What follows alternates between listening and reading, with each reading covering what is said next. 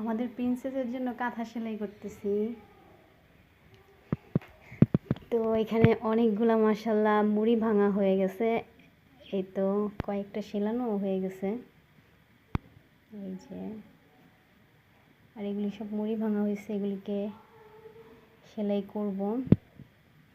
এখানে আছে 1 2 3 4 5 6 7 8 9, টোটাল 9টা আছে এখানে।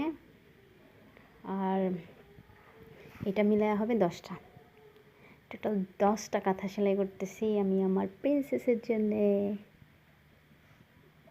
যেন তার কোনো কষ্ট না হয় কাঁথা নিয়া। তো কিভাবে সেলাই করতেছি সেটাও আপনাদের সাথে একটু শেয়ার করি। এটা হচ্ছে আমাদের 3 পিসের ওড়না। তো এরকম 3 পিসের যে কটা ওড়না ছিল সব কটা দিয়ে